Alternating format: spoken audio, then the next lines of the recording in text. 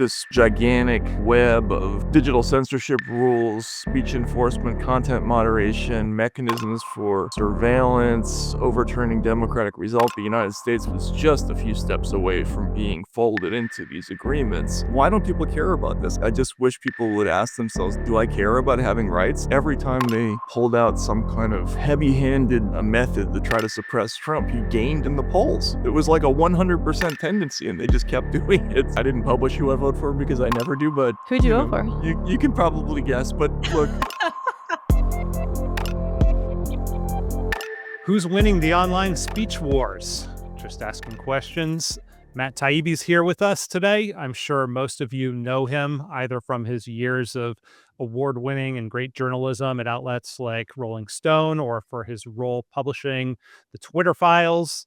You can find his work these days at racket.news and on the America This Week podcast with Walter Kern. Matt, thanks for coming on the show. Thanks for having me. Appreciate it. JD Vance delivered quite a speech this week at the Munich Security Conference. John, would you roll a clip from that? The threat that I worry the most about vis-a-vis Europe is not Russia, it's not China, it's not any other external actor. And what I worry about is the threat from within, the retreat of Europe from some of its most fundamental values, values shared with the United States of America. Now, I was struck that a former European commissioner went on television recently and sounded delighted that the Romanian government had just annulled an entire election. He warned that if things don't go to plan, the very same thing could happen in Germany, too. Now, these cavalier statements are shocking to American ears. For years, we've been told that everything we fund and support is in the name of our shared democratic values. Everything from our Ukraine policy to digital censorship is billed as a defense of democracy. But when we see European courts canceling elections and senior officials threatening to cancel others, we ought to ask whether we're holding ourselves to an appropriately high standard. And I say ourselves because I fundamentally believe that we are on the same team. We must do more than talk about democratic values. We must live them. So you posted this speech in its entirety at Racket News, and you said that it would be remembered as a moment of grave importance.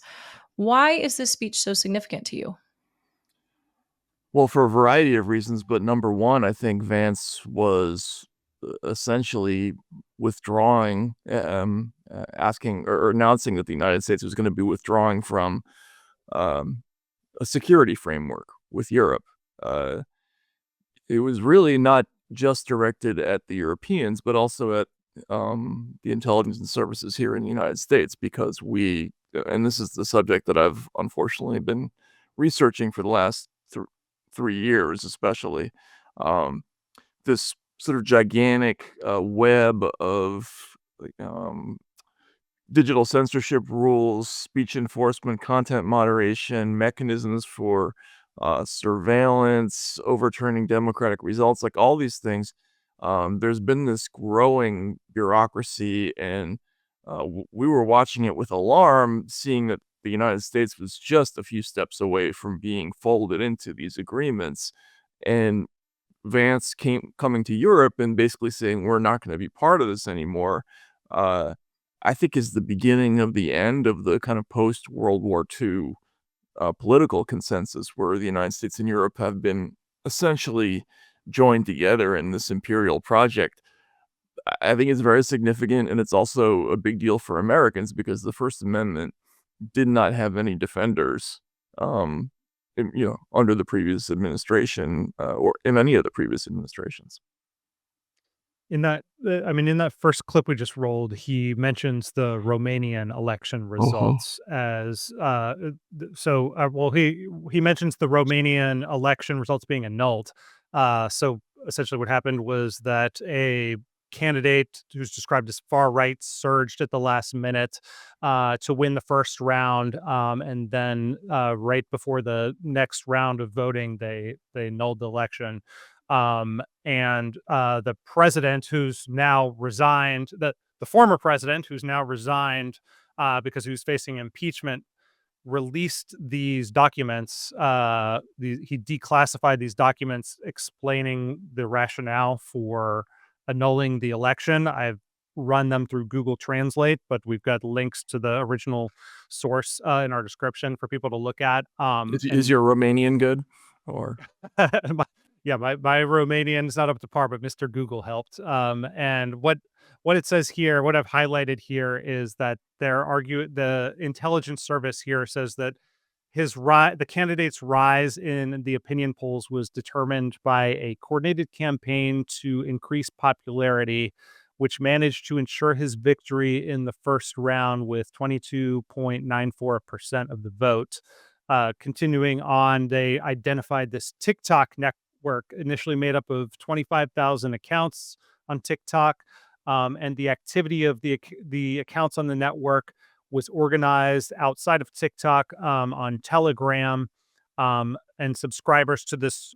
There was this one Telegram account that was apparently issuing instructions that has been linked to the Russian government. In the candidate himself, they notably did not link to the Russian government, but there was this bot network that they identified. So this is the kind of classic like Russia election interference in a nearby neighbor's election.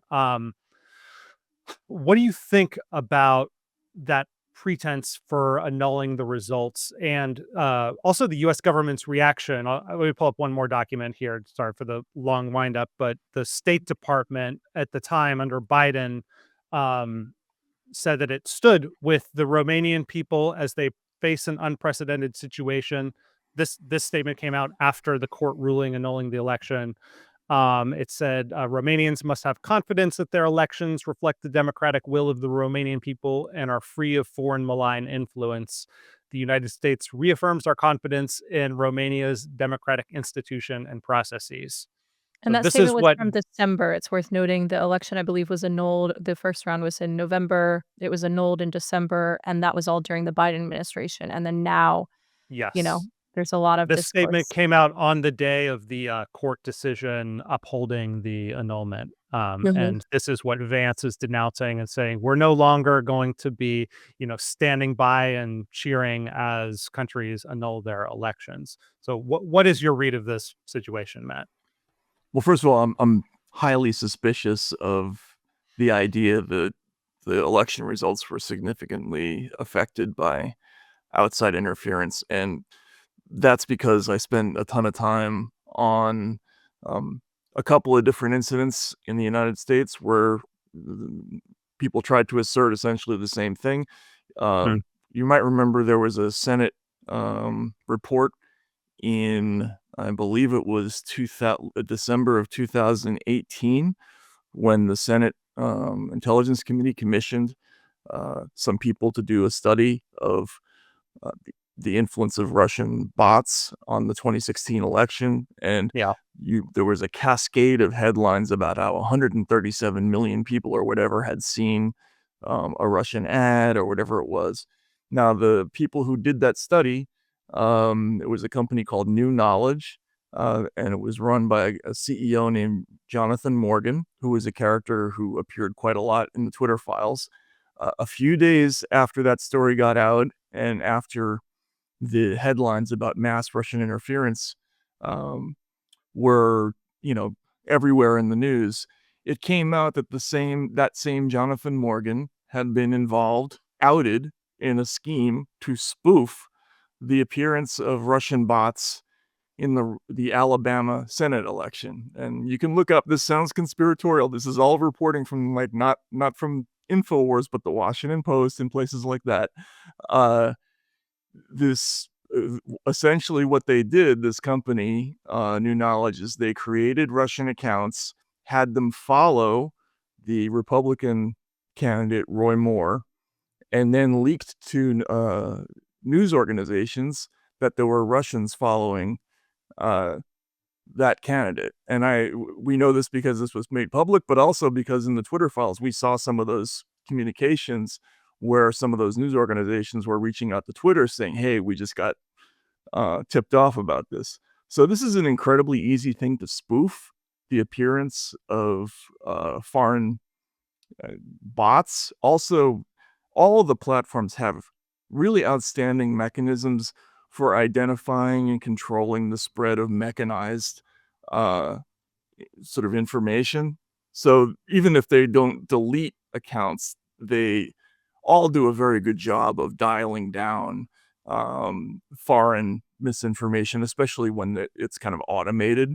So Mm. I'm very suspicious of that. And also just think about it yourself. Like how many people do you know would see an internet ad and change their mind about whom to vote for based on some silly image? And we all saw the images that were, uh, Yeah.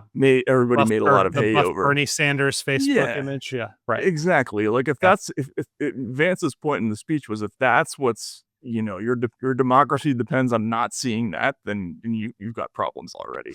Well, let Okay. So me. I wanna push back on this really briefly, though. So one thing I'm curious about here, there's a lot of things I'm curious about here, but from just, like, a very basic level, like, wouldn't Russia have a little bit more of an incentive to be doing this type of interference in Romania in particular? Because sure, Romania and Ukraine share a border. Romania has been somewhat involved in, Ukrainian refugee efforts. The idea of having somebody who's more sympathetic to Russia, I mean, Romania is kind of a critical player in this, in much the same way that, like, what happens in Moldova is very consequential, right? Like, how does that factor into your assessment here, if at all? well, of course they have an interest in the Romanian election results. So do we. We spend a gazillion dollars on propaganda mechanisms. Most of them are overt, but they also spend money, as you mentioned. Moldova was part of the Soviet Union, so there is a long-standing tradition of Russia having cultural ties to the people of Romania, to people of Moldova. They obviously want to influence the situation. I'm sure they're doing it through means that are both legal and illegal, uh, but so are we. And ultimately, democratic systems depend on the idea that adults are able to sift through information and make decisions on their own. We all see a ton of propaganda heading into every election. Like America, Washington, D.C. is the modern Rome. Everybody wants to influence us, right? And we're seeing countless messages, not just from Russia and China, but from every conceivable country that wants to influence our policy. Mm. And it becomes part of our decision-making process. That's the whole idea of democracy is we give people the responsibility to make those decisions. Yeah, I think that all of us on this show are in agreement that for the Russian interference, quote unquote, in the 2016 election was really a drop in the bucket. I wonder about a place like Romania. Let's take it seriously for a minute. Let's take this intelligence report at face value. There really were 25,000 TikTok accounts spreading propaganda in Romania, boosting this one candidate. Um, what should a country like Romania do? Or like, what do you think that a country like Romania should do in that kind of situation? If there is, a bigger country like Russia kind of polluting their online discourse with memes and bad takes. Well, I mean, traditionally, what you're supposed to do is you're supposed to use the bully pulpit, tell people what the bad I know. speech is. If you think it's, um, if it's really identifiably a Russian bot, um, I think usually the platforms will go ahead and zap those accounts. If it's TikTok is obviously out of pocket, right? And that's why it's so controversial. But again, I'm skeptical of that too. That if this becomes a reason why we can't have foreign-owned platforms in any of these countries, like how weak do we think voters are that they can't withstand 15,000 TikTok accounts?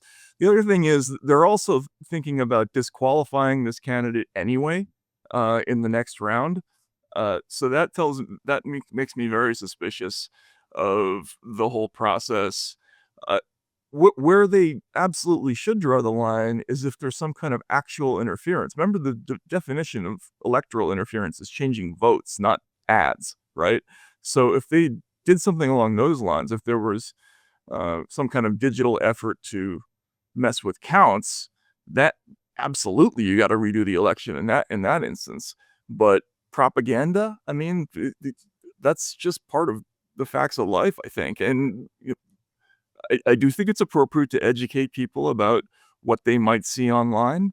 Um, but you can't have the EU and Thierry Breton in France giving interviews saying, you know what, we did that in Romania and we'll do it in Germany too if we don't like the result. Like, think about how that sounds. That's really a very hard line to take. And I just don't think you can.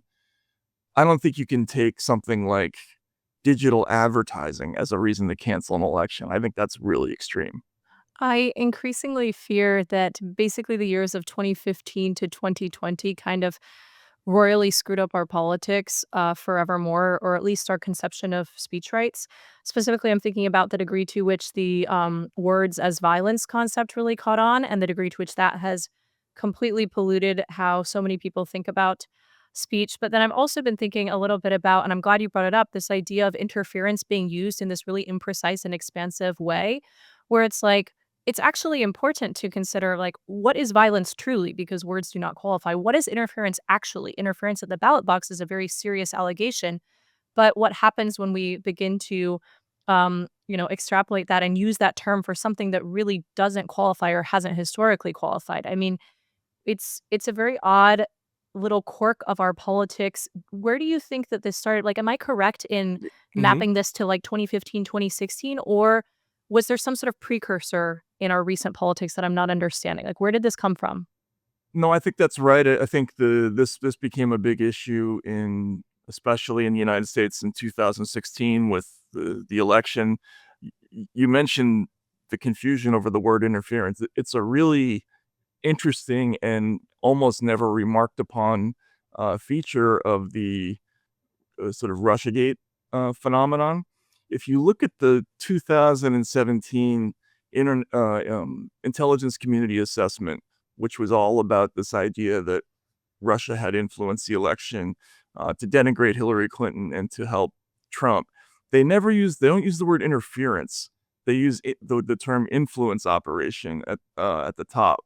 And that's because in intelligence, uh, interference has a very specific meaning. It means changing votes.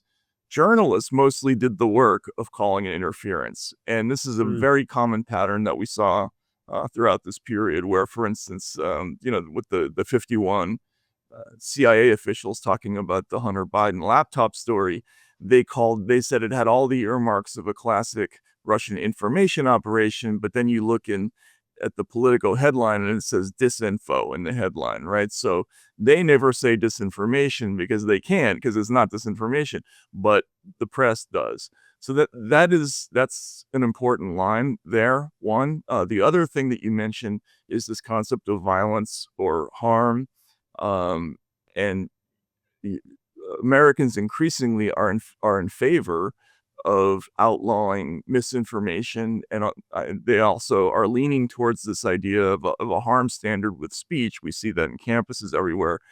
I think that has a lot to do with the influence of European laws. Frankly, there are a lot of these laws, beginning with the UK has a law that goes all the way back to 1986, believe it or not, that outlaws speech that causes harm or distress.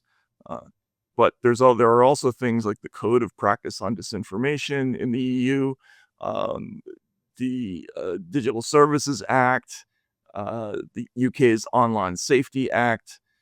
They all define speech in terms of uh, harm to individuals, harm to groups. And really the dividing line is how the person receives the speech or how the person understands the speech, not whether it's untrue or any of the other things, which is completely an anathema to the American system, which is based on damage and on truth mostly, right? We saw a lot of discussion in the Twitter files between people talking about how to make these new rules. Like the Aspen Institute people were talking about this. They had a commission on information disorder, and they were really trying to push us towards that other harm standard, which I think is very dangerous, but other people, I don't know. I mean, I'm curious to know what you think, actually. I mean, I think we should roll the Vance clip about European speech regulations because what you're saying is, I think, one of the major things that Zach and I grapple with all the time on this show. John, could you roll that? I look to Brussels, where EU commissars warn citizens that they intend to shut down social media during times of civil unrest the moment they spot what they've judged to be, quote, hateful content. Or to this very country, where police have carried out raids against citizens suspected of posting anti-feminist comments online as part of, quote, combating misogyny on the internet, a day of action. I look to Sweden, where 2 weeks ago the government convicted a Christian activist for participating in Koran burnings that resulted in his friend's murder. And as the judge in his case chillingly noted, Sweden's laws to supposedly protect free expression do not, in fact, grant, and I'm quoting, a free pass to do or say anything without risking offending the group that holds that belief. And perhaps most concerningly, I look to our very dear friends, the United Kingdom, where the backslide away from conscience rights has placed the basic liberties of religious Britons in particular in the crosshairs. So the UK case that he's referencing is something that Reason has covered pretty extensively. Our colleague Emma Camp has covered it most recently. And, it was basically a man convicted of criminal charges for praying silently near an abortion clinic. Zach, you wanted to mention something about the buffer zones around the abortion clinics, right? Oh, yeah. Well, so they've created these supposed buffer zones around the clinic and around abortion clinics. And to Matt's earlier point of defining what is legal and not legal speech as to like harm, using a harm standard, a sort of vague harm standard, their rationale is that any speech within this buffer zone that is making people feel uncomfortable about going into an abortion clinic is creating some sort of psychological harm, and that's extended into people's homes. So there's people's houses that are within this buffer zone, and they've been told, no, you can't put up any signage or anything like that. Well, there was a controversy a little. Vance kind of got fact checked because Yeah, he was because he saying said it it was banned inside. praying Yeah. inside your home, and technically that's not allowed. But the larger Mm. point that they are regulating what you can put up on your own property if it makes somebody uncomfortable is true, and I think speaks to it's kind of the expansive definition of harm that the UK has embraced. Well, yeah. I But mean, yeah, new Scottish hate crime laws went into effect last spring. We've seen J.K. Rowling, a noted critic of a lot of sort of what could be termed gender ideology, has basically been sort of taunting the authorities, asking them to dole out consequences to her and basically saying, you can make an example of me if you so choose. Why is the UK backsliding on speech? And should this serve as a warning to us all? Well, I don't know that they are backsliding on speech, actually, because Really? the United States has a very different tradition on this Mhm. entire topic than Europe does. If you go all the way back to, the French Declaration of Rights of, I forget what it's called, for Rights Declaration of of Rights Man. on Man and of citizens, it's we have freedom of expression unless it contradicts, I forget how they phrase it, but it's unless it contradicts the values of the Constitution. And Which is such an insane thing to say, by the way, because it's like when you begin to caveat, like that just means it doesn't exist at all. It doesn't exist for controversial things, which is very much what free speech protections are there for. right, but then they really it's never been the European tradition to understand it But in that the way. UK, though, I mean, Scottish Enlightenment, like home of the Enlightenment, do we not sort of see the UK as a little bit separate from the sort of speech regime of France or of Germany? Yes, but they've always again, they were really pioneers in these new speech laws. I forget, it's the Public Safety Act of 1986 is when they first passed this, that gave the police the ability to arrest people for speech offenses. Now, they didn't really do it until recently, but it was on the books. But I think the more important thing is, especially after World War II, and denazification, this concept of, well, we have to outlaw hate speech, that has been kind of universally accepted in most European countries. United States, we do not have that concept. It is because the United States, we don't understand speech rights as flowing from the government. The government doesn't have the ability to decide where they begin and end because the Constitution basically just says that the state has no role in deciding any of these questions. Our rights are inherent; they don't come from the Constitution or from law. So that's something Europeans have always understood this differently from us. It's just that I think there's been a big change in kind of the direction of progressive politics or liberal politics. I mean, when I was growing up, we didn't think in those terms. I remember very clearly Ira Glasser, the famed ACLU lawyer in the 90s, talking about hate speech codes on campuses and saying to black students, he was saying, you don't want this because you may think you want it, but what's going to end up happening is that somebody's going to be put in charge of deciding what's hate and what isn't. And you know who that's going to be? Not you, right? And that is the classic liberal conception of why we don't want this, is because it's not the speech that's the issue. It's the mechanism for enforcing it that scares Americans. Now, the Europeans have a different idea about the role of government. I think they always have. And so that's why I think they've moved in this direction aggressively. They persuaded the American platforms to sign on to the code of practice on disinformation. On disinformation and hate speech. That was after the big period of terrorist bombings in 2015 and 2016. Remember, there was Brussels, Nice, Paris, all that. They freaked out and basically told the platforms, like, we're going to call you accomplices to hate crimes unless you clamp down. And they became signatories to these these codes that eventually became actual laws. And in fact, that code just was folded into the Digital Services Act, I think, just yesterday. So, but ultimately, it's because we have different views on speech. Well, so this is really interesting to me because you mentioned that some of the sort of legal underpinnings, the legal framework that they're operating off of now was in some ways, originally passed in 1986, and it's just that enforcement actions have really ramped up recently, and you're saying that that's happened along with perhaps a little bit of a sea change in progressive politics there and what's happening. I'm trying to understand, is it just a situation where they basically have slow rolled this such that it doesn't raise people's hackles and create any major backlash? One other thing that comes to mind here is thinking about, like, isn't there a really pretty intense, like, turf and gender ideology critical movement happening in the UK right now?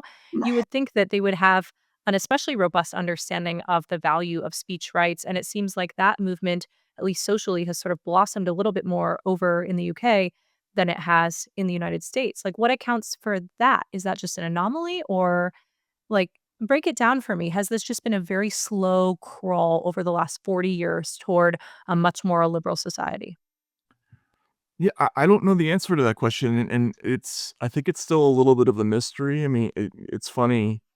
Um, when I started working in the Twitter files with Barry Weiss, Michael Schellenberger, Lee Fong, we had the early job, which was to figure out what we were looking at. So it took about a month to figure out that there was these communications between the FBI and the platforms, and then we started to learn how big that bureaucracy was. And then after that, there was this larger question that we never really answered, which was, um, how did all this start and what was the reason?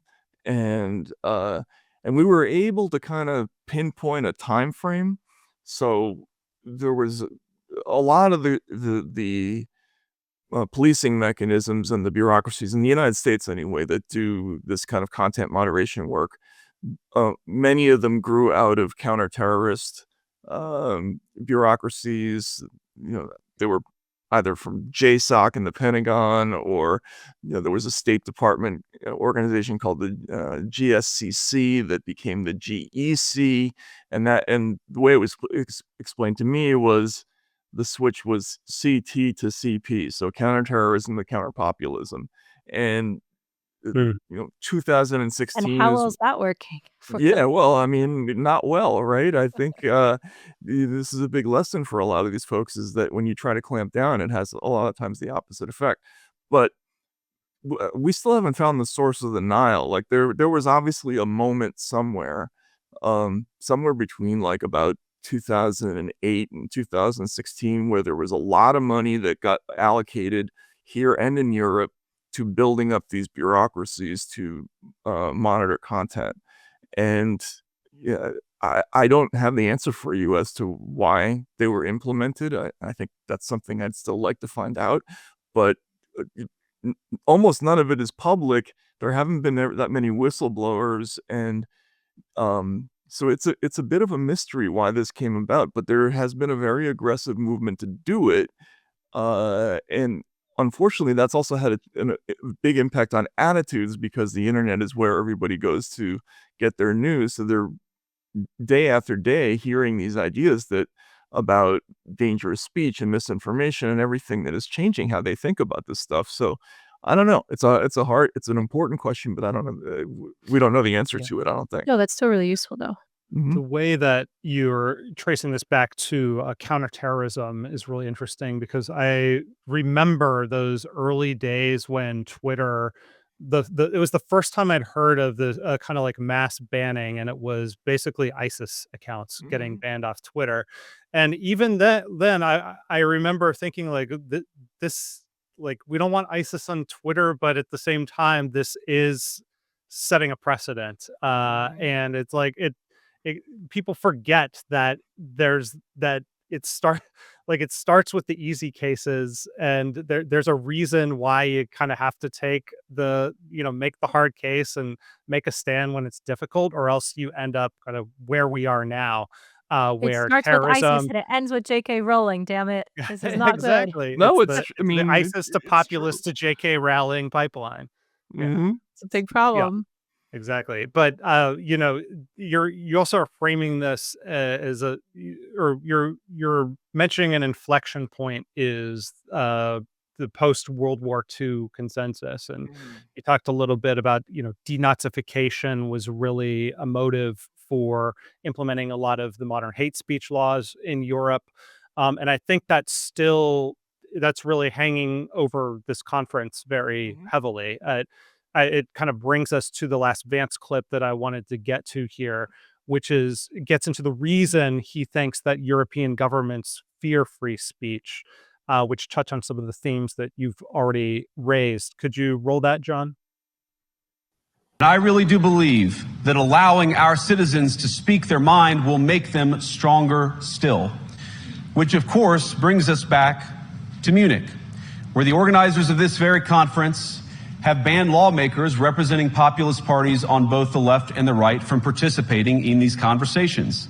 Now, again, we don't have to agree with everything or anything that people say, but when political leaders represent an important constituency, it is incumbent upon us to at least participate in dialogue with them. Now, to many of us on the other side of the Atlantic, it looks more and more like old entrenched interests hiding behind ugly Soviet-era words like misinformation and disinformation, who simply don't like the idea that somebody with an alternative viewpoint might express a different opinion, or, God forbid, vote a different way, or, even worse, win an election. European leaders have a choice, and my strong belief is that we do not need to be afraid of the future. You can embrace what your people tell you, even when it's surprising, even when you don't agree.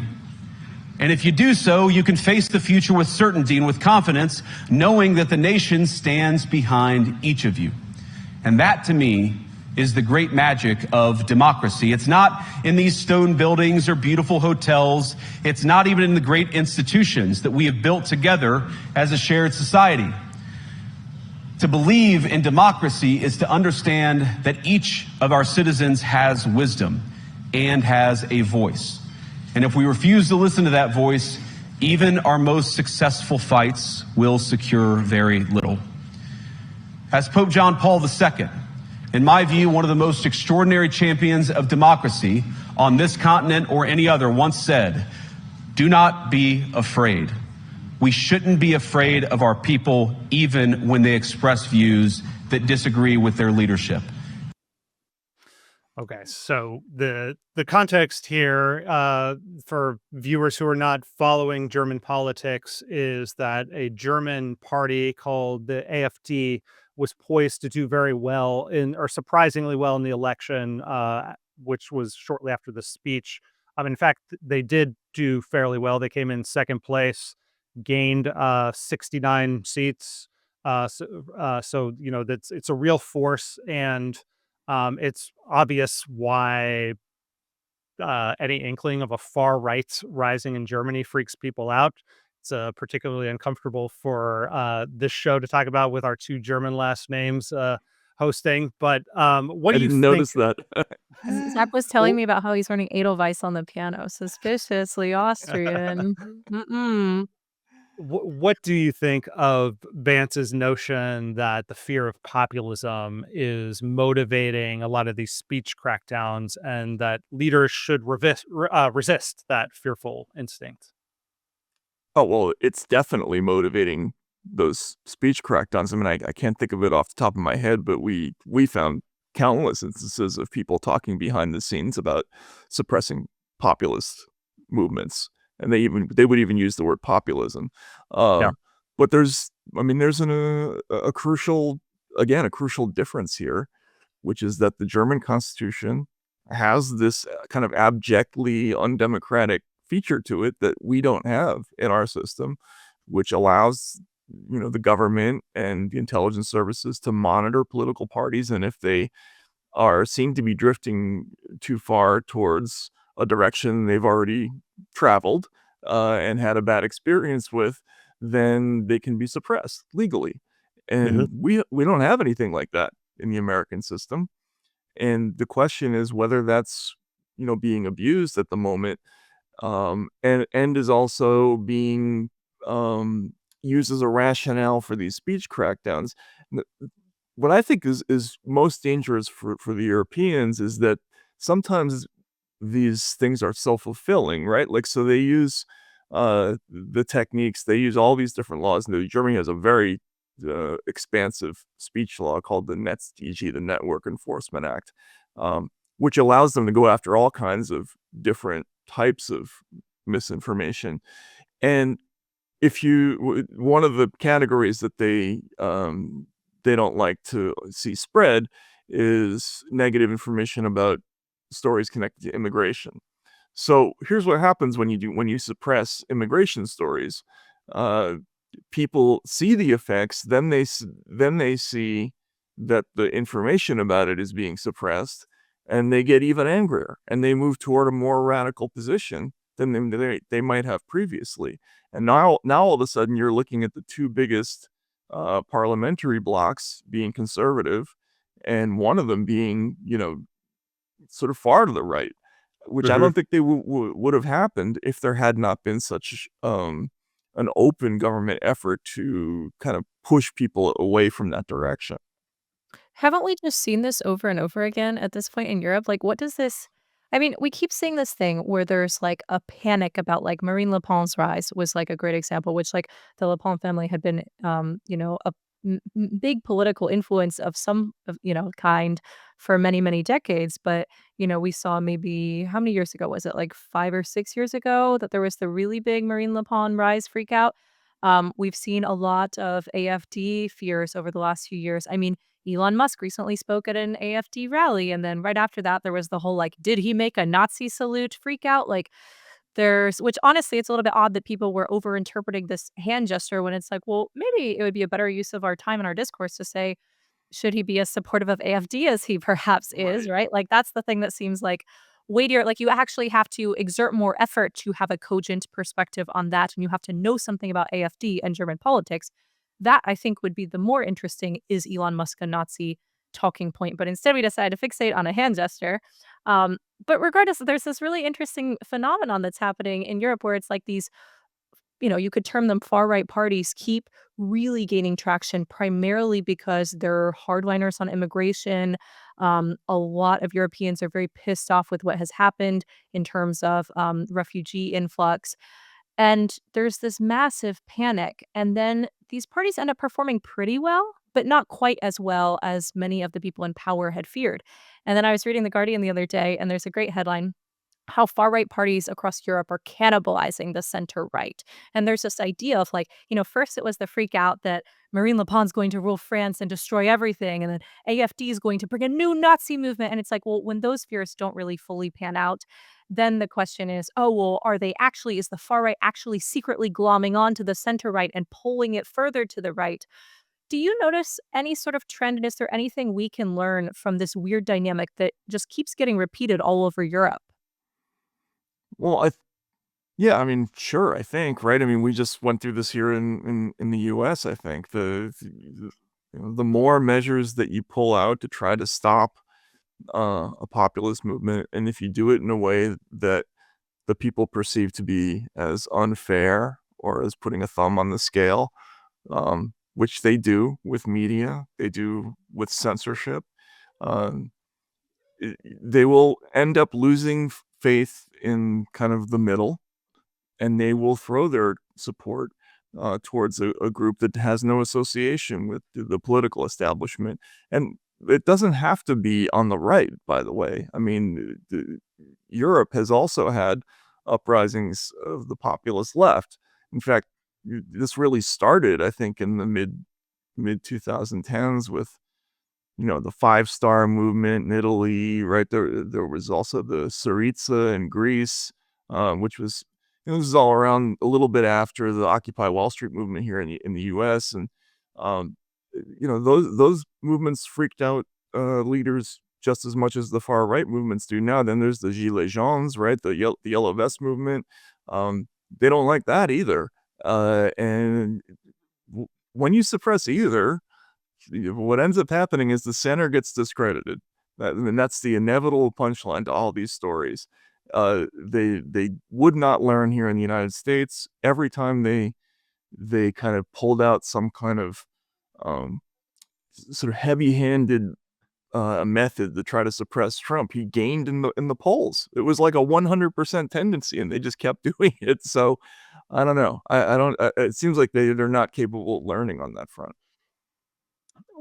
Do you think there will be any learning? Because what I'm seeing playing out right here, right now, with Vance's speech and the lead up to it is, it's like we've had the internet has kind of de facto been governed by EU law for the past decade or so. Stanford a cyber expert, Daphne Keller, explained it to me one time as kind of like it's just whatever the like lowest hanging fruit jurisdiction is, or the most censorious jurisdiction is, kind of wins the day, and the terms of service are all just like crafted around that. And so then we're all de facto governed by EU laws. That now is kind of breaking apart, and that's maybe part of this disintegration of the post World War II order. And now it almost seems like now we've got our vice president going over there and saying, you need to adopt US First Amendment norms. Like, that is the future of, the Western world. Do you like, what is your sense of like the likelihood of that happening? Well, I hope it happens. Yeah. I think you're absolutely right. It's funny you mentioned Daphne Keller. That was one of the things we saw in the Twitter files was they were circulating an article about the problem of censorship creep. It was an academic article, and she was quoted in it, if I remember correctly. But yeah, so I think this whole narrative about the creeping European laws and the proximity of the American system, or the how close we came to just becoming part of it, was a huge factor in the last election. You might remember Mark Andreessen gave an interview to Joe Rogan where he talked about getting briefed on AI from the Biden administration and having a freak out moment where suddenly Yes. everybody in Silicon Valley decided they were going to throw their support to Trump. Wasn't it a freak out moment, like, in the White House parking lot where they just immediately were like, "Oh shit, this will not work"? Yeah. What was it in the parking lot? I missed that part. I'm pretty sure that that was, his description of it, where it was just like, we just literally walked out of the building and we're like, "Fuck. No, no." That's hilarious. If that's true, that's a great Oh, you story. can fact check me later. I don't wanna Yeah. be spreading misinformation or disinformation on No, this no, show. I believe you. I believe you. But also, if you look at Mark Zuckerberg's comments, I think it was uh, the announcement that he made in early January, right, where they were talking about this was pitched as ending fact checking, but he called it something else in his post. But there was a long section in there about how the expanding European speech regime had become a major problem for the platforms because we had no ability to stand up to it because the United States was itself making the same kinds of requests to us. So Yeah. we needed the backing of the American government to say no.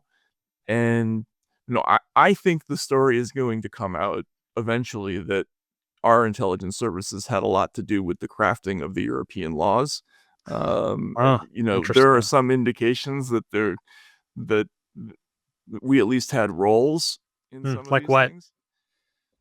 We saw communications between the State Department and the EU about all the various codes that they put up. The two big ones, the disinformation and hate speech one. I'm sorry, the hate speech one in 2016, this disinformation code 2018, and then the Digital Services Act in 2022. There was a lot of discussion back and forth between American officials. You would see delegations from Stratcom going over to Europe to have discussions No. about this and stuff. That would be truly scandalous because right now, I mean, that would mean that there was an actual government uh, sponsored effort to kind of like free ride on the EU to get around the First Amendment. So to have not a First Amendment uh, allowed speech regulated by the EU at the direction of the intelligence. I mean, that would be quite scandal. I mean, I guess it would be scandalous, but not surprising given the jawboning that we saw with the Twitter files. But yeah, I mean, I'll have to I see. can give you a concrete example. Um, you might have read a couple of weeks ago that the UK made a request to Apple to get through encryption. And Yes. there's so this came up a long time ago in 2014 after the San Bernardino shooting. The FBI wanted to get into the phone of one of the suspects, and Apple kind of hemmed and hawed and didn't really agree. And the FBI actually went ahead and hired an Australian hacking company to crack the phone. Then post Hmm. factum, they sought the legislative. They basically asked Congress to get permission to do this in all cases, and Congress was stalling. And then the UK passed something called the Investigatory Powers Act, which gave the UK the unilateral ability to demand access, not just access, but also um, the ability to translate encrypted data so that it could be understood. The IPA was this big leap forward in terms of getting requesting encrypted information. Anyway, that was in the last day of November in probably 2016, I think it was.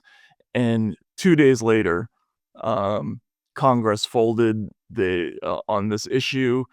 United States criminal code changed, Article 41, whatever it was, that basically allows the FBI to go and do those kinds of procedures. Because they essentially, I mean, we don't know exactly how it happened, but the understanding was that now that the UK had this power, there was no reason to put up a fight anymore. And so it's not a direct, there's no direct evidence that that's the case, but you can see exactly how the dynamics played out there. And I think that's kind of the broader pattern with all this stuff, which is the First Amendment makes it tough. That's what John Kerry said in his infamous speech to the WEF last year. The First Amendment's a major block to our ability to stamp out, hammer out misinformation. And he's right. Like, it's a unique law in the world. They don't have that in Europe. They have a different cultural tradition, so they were able to put all these other laws into place, and they have a big impact on our platforms, whether there's a First Amendment here in the United States or not. Like Facebook, Google, Twitter, they all have to abide by these European rules if they want access to that market. So I think it's a huge thing that Americans just haven't paid a lot of attention to, but it's a big story, I think. Yeah, I saw you highlighting an exchange related to that issue between Tulsi Gabbard, the new director of national intelligence, and Ron Wyden. Wyden, who's the Mhm. stalwart civil liberties protecting senator from Oregon. I had asked John to pull that clip for this conversation. Let's play that now, since we're on the topic of encryption and backdoors. While you were in Congress, you introduced legislation prohibiting the government from mandating that Americans' phones or apps include mechanisms to allow the government to bypass encryption or other privacy technology. In your written responses to the committee questions, you reconfirmed your opposition to these mandates. Is that still your position? Yes, these backdoors lead down a dangerous path that can undermine Americans' Fourth Amendment rights and civil liberties. So, I mean, he's basically getting the director of national intelligence to pledge to protect encryption, and an earlier exchange use warrants to actually get Americans' metadata. And God forbid they use warrants. I But how know, I beautiful know. is that, though? That's a Yeah, that's a right. that's a Democrat, right? Asking an ex-Democrat in the Trump administration to cooperate on speech issues to stop this problem that is really coming from Europe mostly now. It's a beautiful thing to me. I mean, I Yeah. kind of hope that's the way politics goes from now on. Yeah, and he sent a letter with a Republican, Andy Hmm. Biggs, Biggs, yep. to this. I pulled the second page from this letter because some of this language is just remarkable to be hearing coming out of the Senate now. He says, after years of senior U.S. government officials pushing for weaker encryption, it seems that the U.S. government has finally come around to the position we've long held.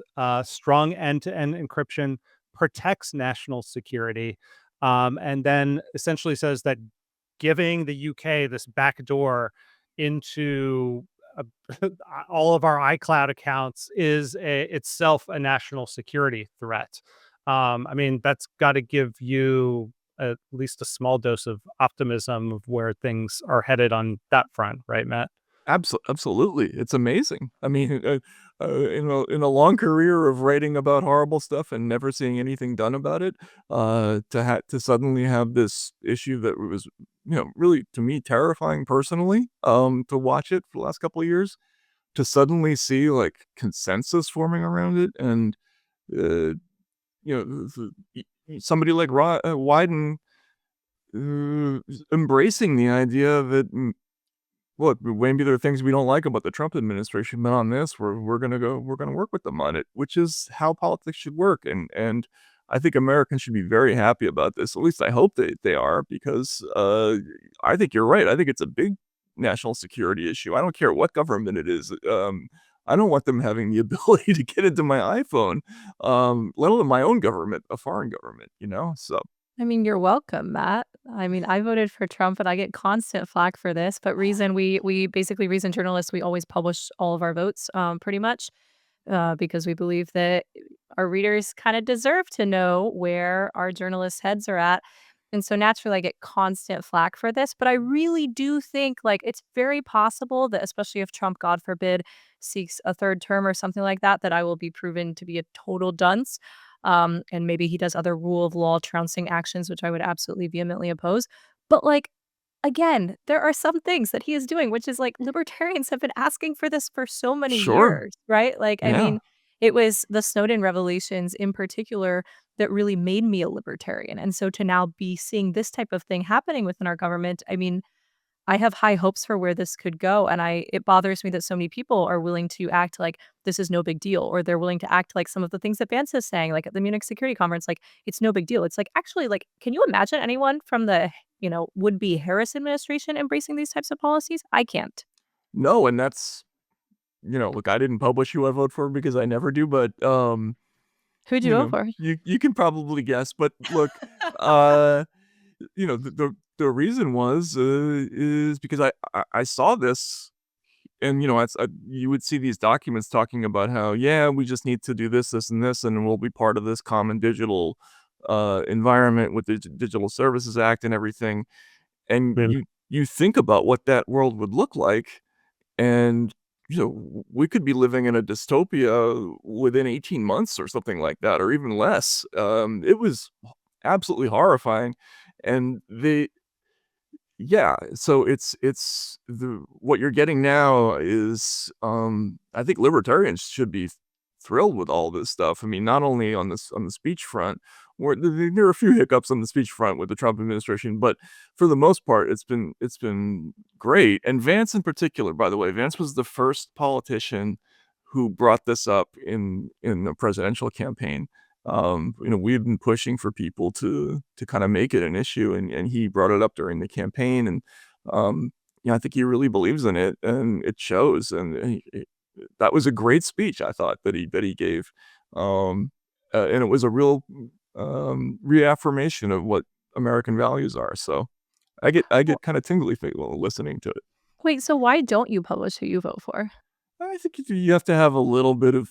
I mean, journalists, it's always good to be a little bit coy about these things. I don't know. It's not like a rule or anything like that, but This is just a practice that I want to make more standard in like newsrooms, whether independent or mainstream, all across the country, where I think it would be just to be totally frank, I think like the voting record of like the Washington Post masthead would just be like incredibly disheartening to anybody who's not a total Democrat.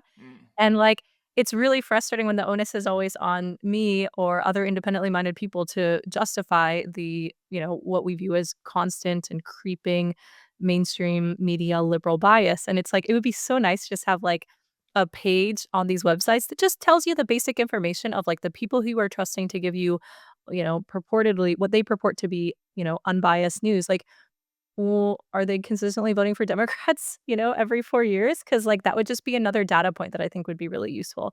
But maybe I'm also just bitter because I'm the fool who decided to publish my vote when many libertarians don't in fact like it. Really? Oh, well, Yeah, they it's don't. okay. That's It's interesting. this is not my therapy session. This is yours. N- n- Um, no, I wanna put together. I wanna have John roll an edit of the 60 Minutes package that ran Oh after this God, conference, where 60 Minutes was diving into Germany's speech laws, but they were using sort of an oddly non-confrontational approach. it's John, could you roll that? hilarious. Mm.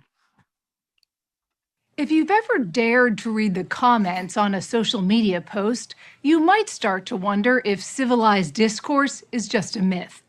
Aggressive threats, lies, and harassment have unfortunately become the norm online, where anonymity has emboldened some users to push the limits of civility. In the United States, most of what anyone says, sends, or streams online, even if it's hate-filled or toxic, is protected by the First Amendment as free speech. But Germany is trying to bring some civility to the World Wide Web by policing it Wait, in a way can we most pause it Americans already? could. I see that Matt's covering Yes. his face with his hands. And What yes, do you Matt, think of that Matt, setup? interject at will, by the way. I mean,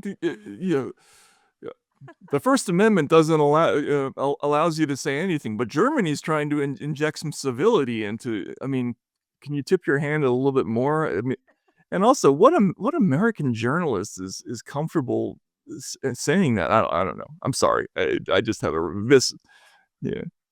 No, it's perfect. Let's keep going and interject at will whenever hmm you need to explode, because actually it's a long clip and it would be fun to chunk it up. A crime to insult somebody in public. Yes, it is. And it's a crime to insult them online as well? Yes. The fine could be even higher if you insult someone in the internet. If somebody posts something that's not true, and then somebody else reposts it or likes it, are they committing a crime? Yeah, in the case of reposting, it is a crime as well. So it sounds like you're saying it's okay to criticize a politician's policy, but not to say, I think you're a jerk and an idiot. Exactly. Yeah. Comments like "you're son of a bitch," excuse me for using, but these words has nothing to do with political discussions or a contribution to a discussion. In the United States, a lot of people look at this and say this is restricting free speech. It's a threat to democracy. This is the excessive freedom or the endless freedom clip. This is amazing. Free speech needs boundaries. And in the case of Germany, these boundaries are part of our constitution. Without boundaries, a very small group of people can rely on endless freedom to say anything that they want, while everyone else is scared and intimidated. After Endless freedom. Does she have a Endless point? freedom. Yeah. No, it's incredible. This whole thing, and obviously they went on also to show clips of the armed German police, as many as 6, rushing into people's homes to police people who had written memes. And we've all watched 60 Minutes. This is a standard television magazine show trope. The interesting new policy idea. Let's explore it. And they were bringing this kind of cheery vibe to like a police state video, and it was like shocking for me to. I don't know what you all were thinking watching that. I had never seen anything like that on American television. Yeah, it's odd because the journalist is kind of has like a posture of objectivity, but is like not pushing back whatsoever on any of these, like not raising any sort of serious free speech objections. It's more like, in America we have the First Amendment. Tell us why that's wrong. Like, she doesn't tell say us why those that words, sucks. but that's kind of the tone of the entire piece. And I've noticed this across a lot of the coverage is whether it's in 60 Minutes or it's in the New York Times or Washington Post. It's kind of like, let's kind of give the Steelman case for why speech laws are good, and then we're not going to say we endorse it, but we will like kind of let the various bureaucrats make the case without any pushback It's whatsoever. using you from nowhere to test the waters. They're trying to basically suggest very lightly that this, in fact, would be way better than what we have here. Like, it strikes me as wildly inappropriate, but I also tend to really like a healthy dose of like fire and or patriotism. I don't know. Am I wrong to No. yearn for that? No, absolutely not. And we also, this is another theme of the stuff that, I've been writing about for a couple of years. Like the Department of Homeland Security, for instance, has this concept. They call it building resilience on the one hand or pre-bunking on the other, which is this idea of introducing a potentially controversial or difficult idea to an audience early so that they'll be more accepting of it later. So, for instance, if usually it's done in a way that's supposed to be prophylactic, like you warn somebody 5 months ahead of time that there could be, Russians might interfere with the election, and that will make people more receptive to the idea that there is when you do that story later on. But sometimes they also like to introduce an idea, and this is all about how do we protect people against certain kinds of ideas, and how do we condition them to accept others, like about the vaccine, right?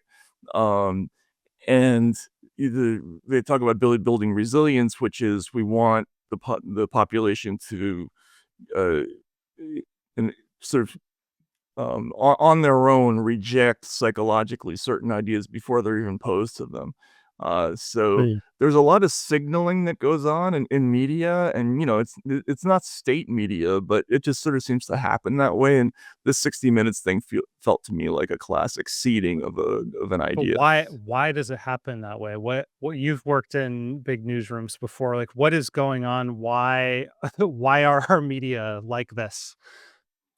Because there's been a huge culture change in media. The people who remain in big mainstream news organizations are not, for the most part, the old school, like, let's just give people the information, let them sort it out kind of thing, which used to be the ethos. Now there's a very hardcore belief that that we have to help people understand, make them more, increase the digital literacy of, they use that phrase a lot, right? Yeah. Of readers and viewers, because the whole idea is that if they make bad and political choices because they are seeing misinformation, so we have to provide them with the correct information, and get them to the correct political decision. So there's a great belief within the the present sort of mainstream media world that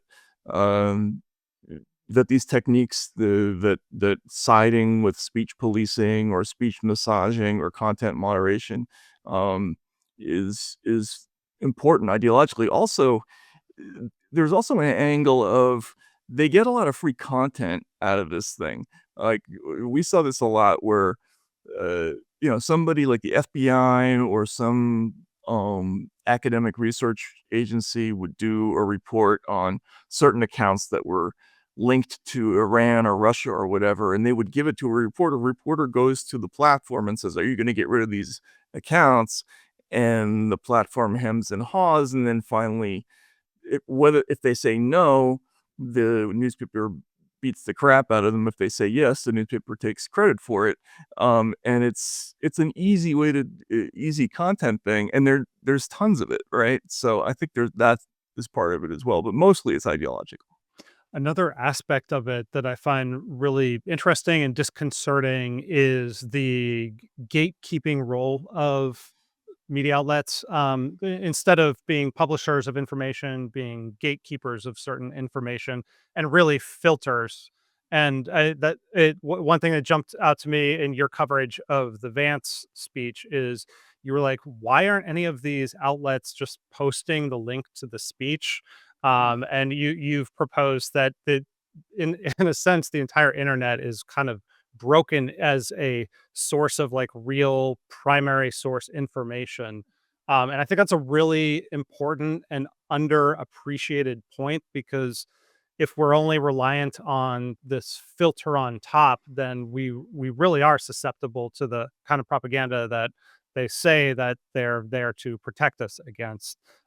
Could you lay out like your view of the situation we're in and what kind of corrective you think is in order? So there's a concept that became very popular after the 2016 election, that that um, platforms need to uprank or prioritize, is the word that the Europeans use, uh, trusted sources, right? Or authoritative sources, and downrank unreliable sources. And so in 2017, for instance, Google had this. They introduced this thing called Project Owl, Oh, um, yeah. I which remember. was a re framing of the search tool. If previously, the way it was explained to me when back then Google still talked to me, but they would say, okay, in the old days, under the old system, if you search for baseball, you would get your local little league. Now you get MLB.com, because we're looking for. They use the standard is authority, so it's a very convoluted system that they use to decide that, but basically it's the perception of audiences as to how authoritative the source is. So it has a lot to do with whether or not the source has won awards, has big ratings, is backed by a big company, et cetera, et cetera. That's why when you search for, say, Trotskyism on Google, you will not get the leading Trotskyist website, which is the World Socialist website. You'll get somebody like maybe a New York Times article about Trotskyism or something like that. And so this is a big shift. And there was a lot of reporting after that about how independent sites on both the left and right saw huge drops in traffic after that. But this same technique has been implemented across the board. Wikipedia, I had this problem with the Twitter files. Because they only accept sources of a certain type, none of my work appears on Wikipedia. It's all stuff that people wrote about me, and if the sources all decide not to cover a certain issue, then it's very hard to even see the topic at all.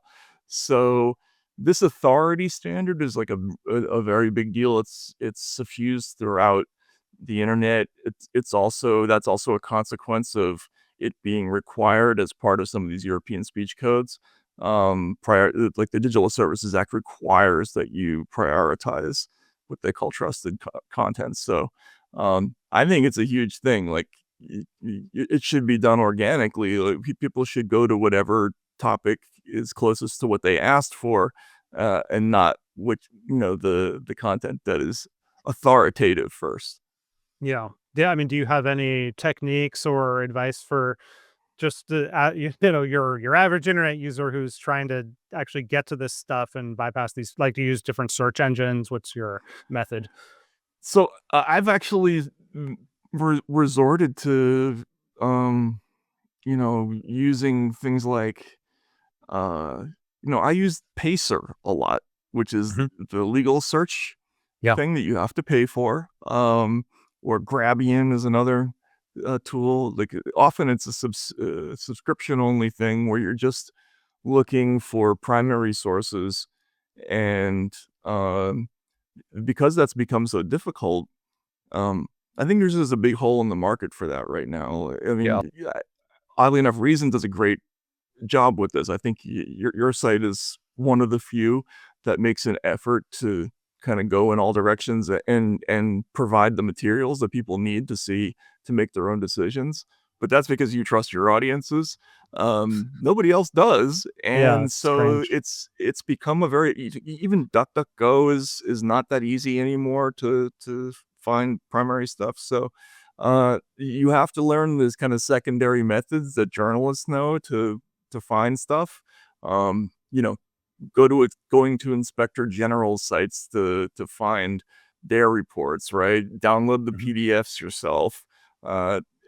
That's how people are going to have to read the news from now on. Google Translate Romanian declassified documents for yourself. Yes, exactly. Yeah. I've struggled with this so much. Like, this is one of the reasons why during sort of peak cancel culture, which I hope we're past, the practice of bowdlerizing people's slurs or offensive words, like just I think questions guest and my friend Mike Pesca was fired from his job at Slate for using that was horrible. A word in context with regard to like how they ought to make an editorial decision.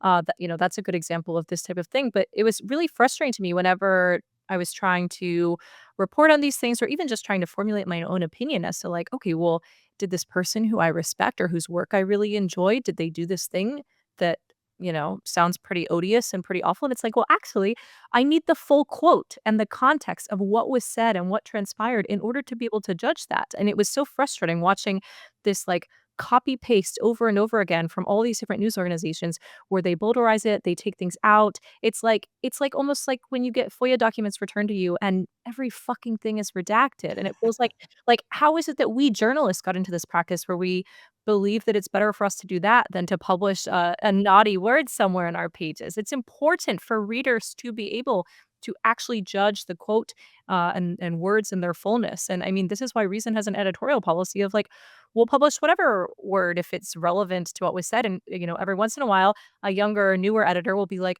oh, should we really put this really wild one out there? And like a bunch of us are like, yes, that is what we do.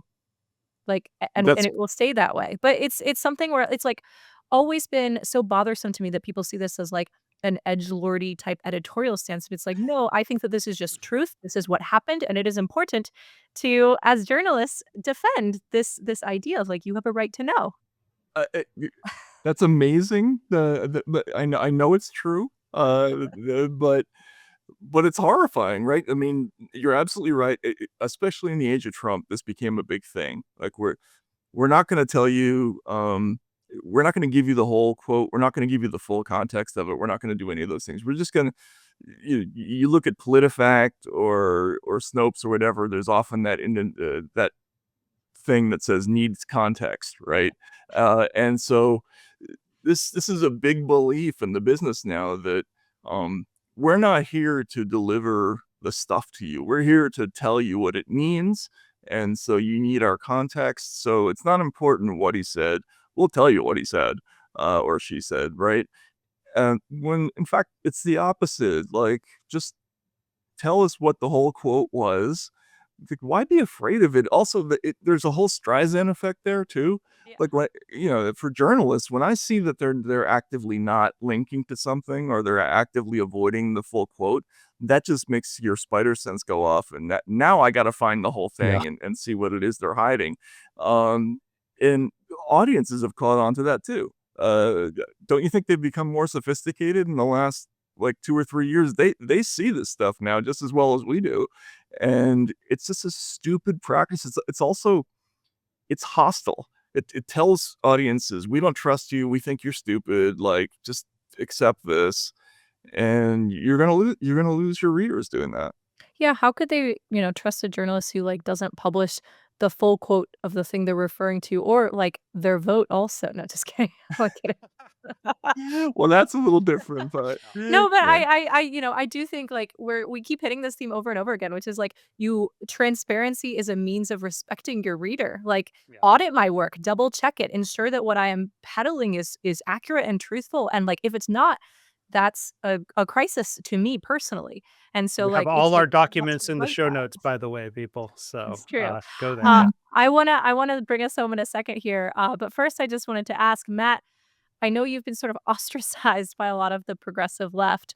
I think some people saw the Trump victory and the results of the last presidential election as a sort of repudiation of the lefty social agenda. Do you believe that the sort of internal party reflection will actually occur? Mm, n- no, I haven't seen any evidence that it's going to. I mean, I expected it to in, the moment Hillary lost. I thought, okay, there's going to be this big come to Jesus moment. I interviewed Bernie right after that election. We sat and we had a long talk about it. And at that time, remember, there was this whole idea that Bernie was going to be in charge of the DNC, and there was going to be a rethink of the whole strategy. And instead, that was all suppressed, and they kept going for these authoritarian message-based solutions as opposed to fixing or changing their attitudes towards things. There's no self-reflection at all going on. I haven't seen any of that yet. They just do not believe that they need to change. They believe they need to get the word out to people that Trump really is Hitler. Even though people have heard that 10 billion times already, I don't know. Do you see any evidence? I don't see any evidence that they're changing. I see like the slow trickle of like Ezra Klein show episodes where they're like he keeps just like being like interviewing the people who are saying, well, the Democratic Party really needs to reflect. And then it's like whenever I listen to them, which is sort of like a guilty pleasure of mine, I listen and I'm just like, oh, you don't fucking understand people like me, like at all. You don't understand the people who are like the left me. Like you don't understand like they're paying lip service to the idea of self-reflection, especially because that's the buzzy, trendy thing right now. But it's really not clear to me that this translates into anything meaningful. But I also, I have way less, interest in this, I think, than somebody who very much feels abandoned by their own party. Like this has never been my party. I want them to be a strong party because I believe that adversarial political parties probably lead to a more robust democracy. And so for that reason, I want there to be a healthy Republican Party and a healthy Democratic Party. But it's not the end of the world to me if Kamala Harris's career flames out. Or if they run her for governor of California. I mean, Yeah. like I can't believe that that's actually being considered. But anyway, sorry. Yeah, no, I would be shocked if there's any sort of orderly course correction for the Democratic Party. I do believe there's definitely going to be an opportunity for some political entrepreneur, a Trump of the Democratic Party, if it were to, at some point go on stage and embarrass the Democratic establishment in the same way that Trump did to the Republican establishment. That's how I would expect any sort of pivot to happen. But we'll just have to wait and see. We're going to bring the show to a close with our final question that we ask everybody. Matt, what is a question that you think more people should be asking? Ooh, that's a really good one.